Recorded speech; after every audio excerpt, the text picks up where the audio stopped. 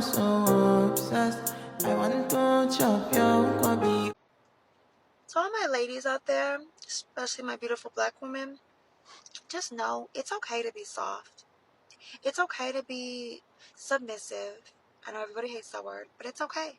It's okay to want to rely on a man. It's okay for a man to be the head of the household. You don't have to be so, oh, I'm independent. I could do it all myself. Why? Why? For what? That's literally what men are for.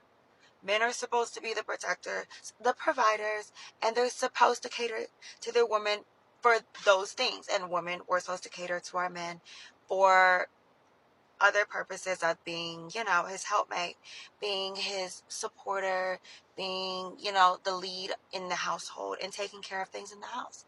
Women really aren't supposed to work, at least not like the type of work that we're doing. So stay tuned if you want to know more. One thing that I noticed that we don't do is date ourselves. Like, have you honestly, as a woman, dated yourself? Like, a lot of times we expect these men to date us and court us and take us out and treat us nice, which is nice, if a man that does that for you. But when's the last time you've dated for yourself? I've literally gotten dressed up, put on a really nice outfit, looked really beautiful, and taken myself to a nice dinner. Or went out by myself and had drinks. I romance myself first. It's part of my self-care. It makes me feel sexy, feel spoiled, pampered, and sets the standard for how I want to be dated. So when a man is interested in me and wants to take me out, he's competing with me for me. If you can't treat me as equally as good as I treat myself, then there's no point in me dating you. I believe I attract what I am. If I'm miserable, I'll attract a miserable man. But if I'm spoiling myself and I'm treating myself right, I will attract a man that wants to spoil me and treat me right. That's just my theory. There are three basic things that I do to make myself feel luxurious, bougie, all that. First up is silk pajamas, silk matching sets. Like, it doesn't even have to be silk, but as long as it's matching. But silk just has that extra oomph to it. So I don't know what it is. It just makes me feel very bougie and very luxurious. So definitely one on the books. Second one is drinking wine in a bath. There's something about being naked in your own space, drinking wine. It is so relaxing. And when you're relaxed, I feel like you can be your true self. You can just think, you can just feel, and you're feeling yourself. Third one is candles. Lighting up candles at night, especially at dinner, is giving me zen. It's giving me peace and quiet. And when I'm relaxed, I'm at my true feminine self. It is honestly one of the best feelings ever. Unfortunately, yeah, it's true. Black women do settle for less when it comes to a lot of things. And most of it has to do with how we was brought up and how society treats us. I've been lucky enough to have a mom who always had high standards, so it was ingrained in me to have them as well. Black women, when I tell you, and I've been thinking about this for a very long time, that it is going to be us that will change the dynamic for black people. Because we have more than one way to change and improve the narrative of how black people are viewed. I strongly believe that women do control the world and the men will follow. We should be improving our self-worth, improving our finances, our careers, choosing better men, even if the man just so happens to not be black, working on our appearances. Making these changes and taking it seriously is so imperative because it is going to change the standard of the black culture. We need to get it out of our heads that black women are not being chosen because that is a lie to keep us at the bottom. We need to choose to live in better neighborhoods, improve our social circles, and improve our lifestyles overall. And we need to do it so much where black women are not known for settling for a life of struggle. And from what I've noticed, the Black Women in Luxury movement, the feminine black women movement,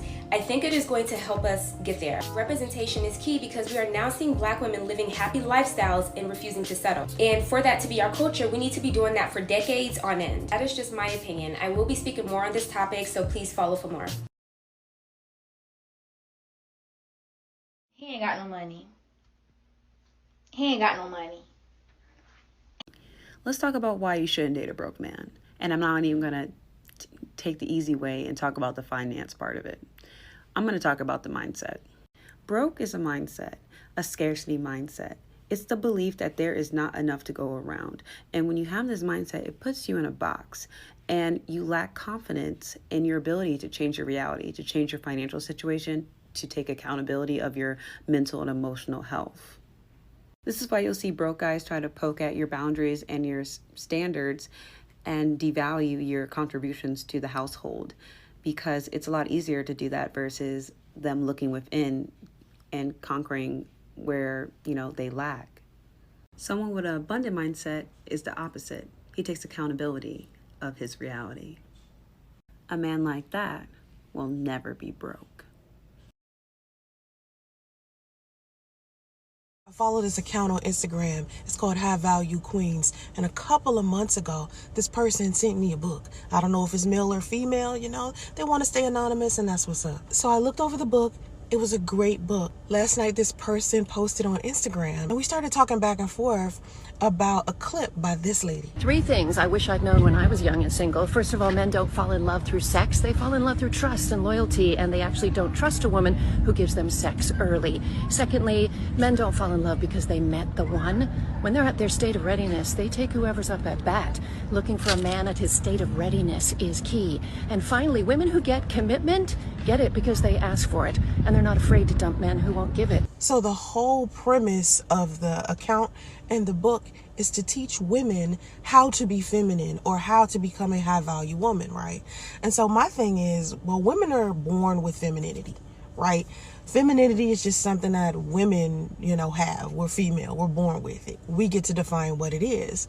But a lot of times women use male gaze in order to measure how much femininity they have, or how much value you have, or how much you are worth. And to me, that's like a poisonous message, because then you begin to rely on what a man thinks of you, or if he falls in love with you, as a measuring tape or determining factor when it comes to measuring how much femininity you have or whether you're worth something. There are different types of femininity, and none of them are defined by men. A man's version of what femininity should be is what a lot of feminine coaches are teaching. They're teaching women to be more feminine so they can be appealing to men. But being a woman or being feminine or being of value has more to do with your relationship with you, not your relationship with a man or how other people view your femininity or whether they classify your femininity or not.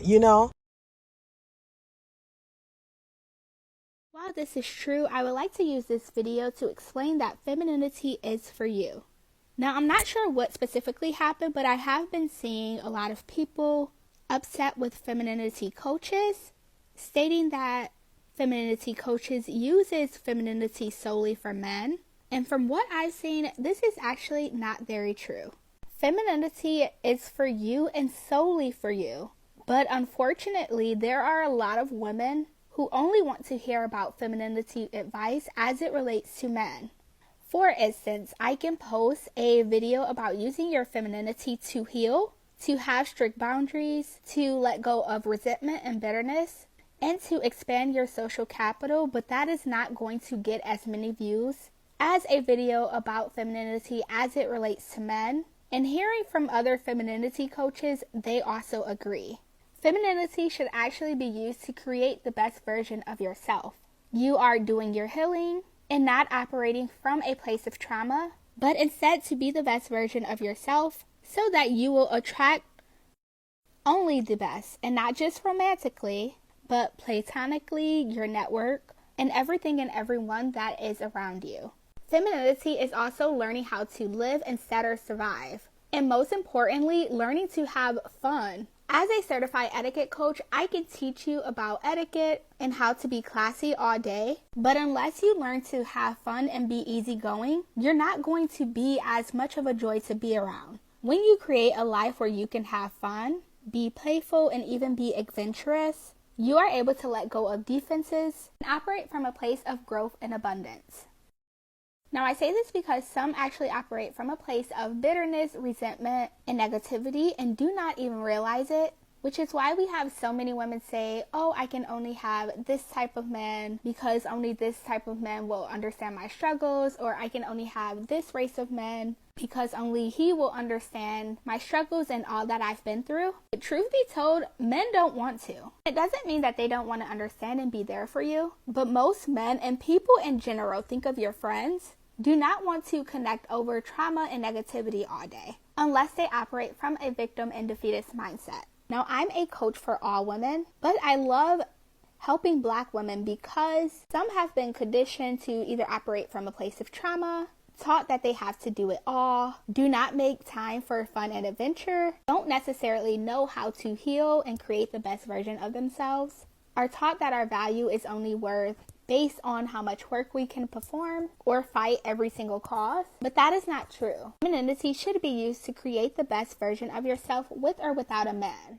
Here are some career affirmations for Black women and women of color. I deserve a seat at the table.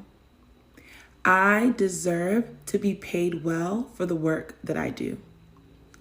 I deserve every good opportunity that comes my way. I deserve a 6-figure or multiple 6-figure salary. I deserve the promotion because I've done the work and I am making an impact and I have the receipts to show for it. I deserve a purpose-aligned position that pays me well and speaks to my passions. I deserve to be in the room.